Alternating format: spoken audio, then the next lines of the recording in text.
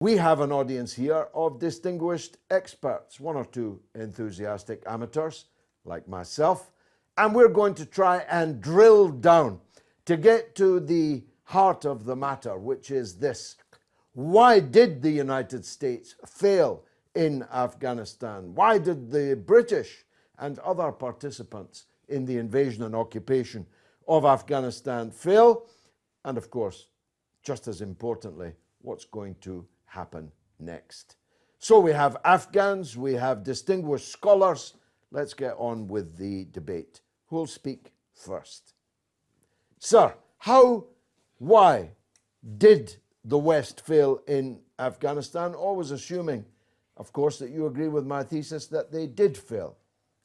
Well, I agree with your thesis, but there is another dimension to it, which is that in the words of Henry Kissinger, he said, it's irrelevant if US punishes enemies or not, but it definitely punishes his friends.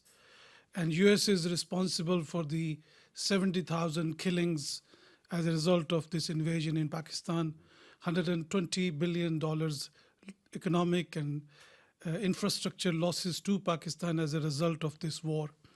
2.5 million refugees from the first war against the Soviets, and that continues in Turkey. US intervention in Iraq has caused the same kind of situation for Turkey, or 3 million refugees, infrastructure losses. So what we see from on the both sides, the US policy is damaging its friends. And that's what I said to the Turkish Prime Minister. I said, the problems you're having in your borders is not because of your enemies. You're having problems because of your friends. And the other side of the flip side of the Foreign Policy magazine published, the cost of war in Afghanistan was $28 billion a month, which is to find about 150 Al-Qaeda suspects. Now that is a very huge cost to the US taxpayers.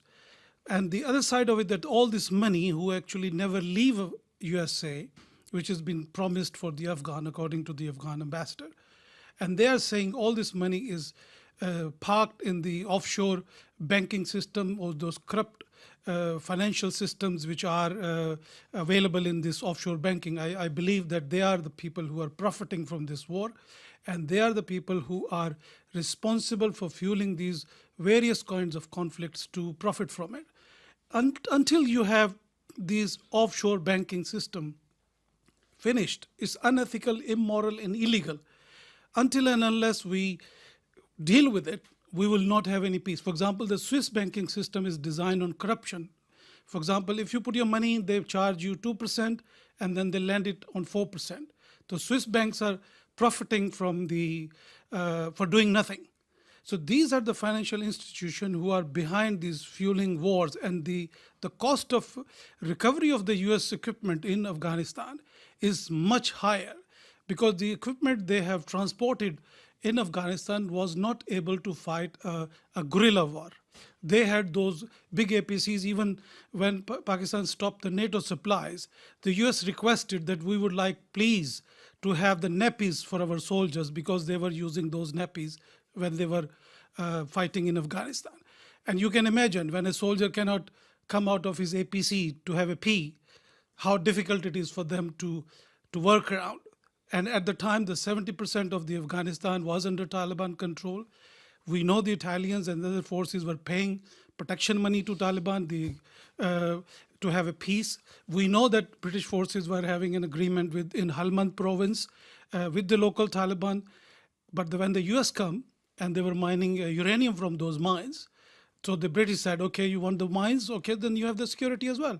So this is a situation which is based on a corrupt system which is costing lives and limbs of many innocent and civilian people. And nobody's talking about it. Let me ask you just one more question. As we agree it has been a failure, the characteristics of the failure are on one level easy to see, but it is less well understood that opium production in Afghanistan is now far higher than it was before all this started. Am I right? Well, in 2001, when the war started, the Drugscope reported that the increase in the drug production was 14%. But now, as we speak now in 2019, the drug production has gone up to 40%. And that is about $30 billion worth of drugs have been transported from the Afghanistan, which is controlled by the US militarily. And about 30% of that money also goes to Taliban which is about 380 million. These are official figures which are presented in a LSE by a diplomat.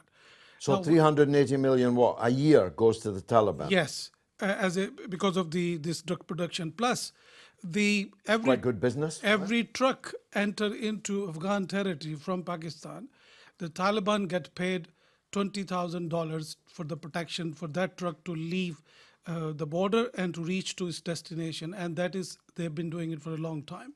So the war in Afghanistan actually a big fraud, which is, and my friend colleague from Canadian journalist, he told me that there are thousands and thousands of soldiers who go to Afghanistan to fight a war, but they actually never leave the base. They stay there, have 4 meals a day. On Thursday morning, they will have some security cleared traders who will bring their local carpets or whatever they sell to them. And after 6 months duty, they will go back to the US or wherever they come from. So the actual fact that this war is not the way it is, because there is no known enemy to fight with. And the equipment they are using is not designed to fight those enemies. It also proves that Americans, public and the other have been conned. Have been conned, yeah. You've taken the word right out of my mouth. Thank you very much for that.